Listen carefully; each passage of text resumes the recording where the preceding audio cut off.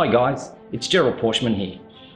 Workplace bullying constitutes a significant threat to the health, safety and welfare of people in the workplace, and potentially has wider implications for employers, including reduced profitability, low morale, increased absenteeism and staff turnover. Now, anyone who manages people needs to be aware that workplace bullying may not always be committed by the staff member. It may be perpetrated by a client, customer, person in position of authority, or other business contacts, and can also be carried out by an individual or a group. Your employer may ultimately remain responsible for the consequences of such behaviours, and it will be your company's duty of care at common law under the Occupational Health, Safety and Welfare Act 1986. Now, despite the potential legal ramifications and penalties that may be imposed, many managers are largely unaware of their legal responsibilities in relation to workplace bullying. In this quick video, I want to provide practical information regarding what is bullying and some examples, as well as identifying what bullying is not.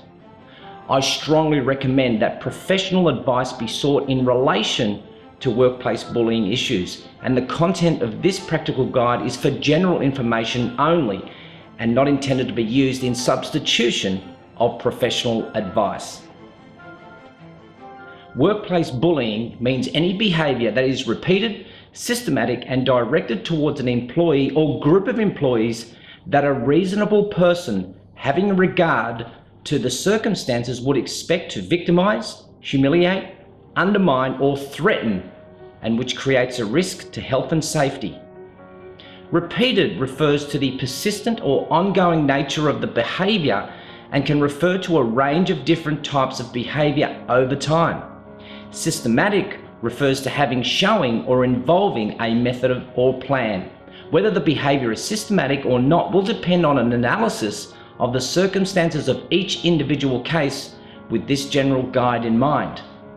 Risk to health and safety includes the risk to the emotional, mental or physical health of the persons in the workplace. Bullying behaviour can be obvious and aggressive, and examples could include abusive, insulting or offensive language, behaviour or language that frightens, humiliates, belittles or degrades, including criticism that is delivered with yelling and screaming, teasing or regularly making someone the brunt of practical jokes, displaying material that is degrading or offensive, spreading gossip, rumours and innuendo of a malicious nature. Violence, assaults and stalking are extreme forms of bullying that constitutes a criminal offence, and such behaviours should be reported directly to the police. Bullying behaviour does not include reasonable action taken in a reasonable manner by an employer to transfer, demote, discipline, counsel, retrench or dismiss an employee. A decision by an employer based on reasonable grounds not to award or provide a promotion, transfer or benefit in connection with an employee's employment. Reasonable administrative action taken in a reasonable manner by an employer in connection with an employee's employment. Reasonable action taken in a reasonable manner under the Act affecting an employee. It is in the best interest of employers to take action to minimise the likelihood of bullying in their workplace.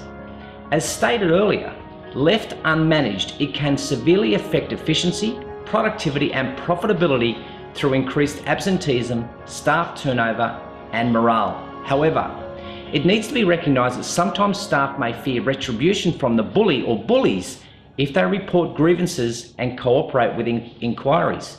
Bullying can severely undermine an individual's confidence and self-esteem, making it difficult to speak up, especially if bullying is perceived to be part of the workplace culture.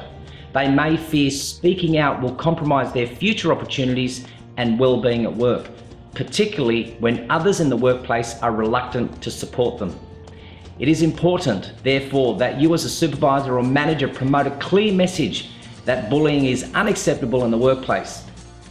Employers should also ensure that all employees are aware that the workplace has established anti-bullying procedures, know the process for reporting of it, and have an understanding that their reports will be dealt with in the proper manner.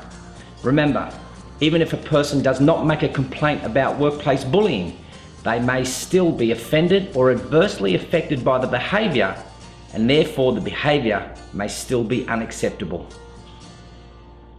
Thanks for listening.